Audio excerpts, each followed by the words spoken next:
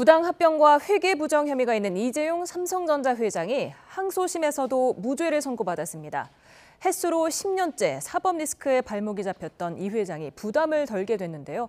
자세한 내용 취재기자 연결해 알아봅니다. 김다연 기자. 네, 서울고등법원입니다. 네, 오늘 선고 결과 자세히 정리해 주시죠.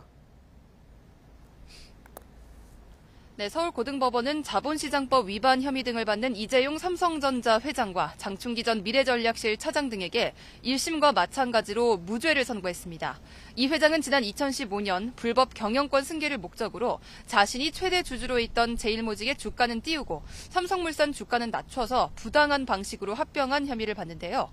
재판부는 삼성물산과 제일모직 합병에 대해 삼성 미래전략실의 일방적 지시로 이루어졌다기보다 실질적 검토가 이루어진 합병으로 봐야 한다고 밝혔습니다.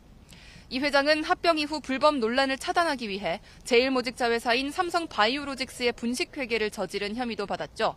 재판부는 이 부분에 대해서도 공소사실의 입증이 충분히 이루어지지 않았다며 처벌할 수 없다고 봤습니다.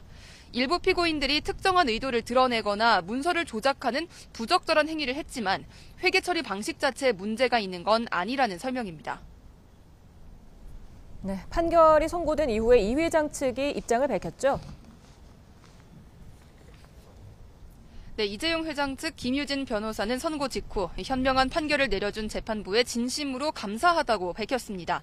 또 수사와 재판 과정에서 정말 많은 시간이 걸렸다면서 이번 판결을 계기로 피고인들이 본연의 업무에 전념하길 희망한다고 했습니다. 이후 승계 과정에서 삼성물산 주주들 피해를 예상 못했는지, 주주에게 할 말이 없는지 등 질문이 쏟아졌는데 대답하지는 않았고요. 이 회장도 선고 이후 아무 말 없이 퇴정했습니다. 네, 이번 판결이 미칠 영향도 짚어주시죠. 네, 이재용 회장은 지난 2016년 국정농단 뇌물 사건부터 시작해서 햇수로만 10년째 사법 리스크에 발목이 잡힌 상태였습니다. 아직 대법원의 판단이 남아 있기는 하지만 항소심의 무죄 판결로 이 회장은 사법 리스크 부담을 한층 덜게 됐습니다. 또 경영권 승계의 정당성 논란도 일단 불식시킬 수 있을 걸로 보입니다. 반면 검찰은 1심 무죄 판결 때보다 더 강한 책임론에 직면하게 됐습니다.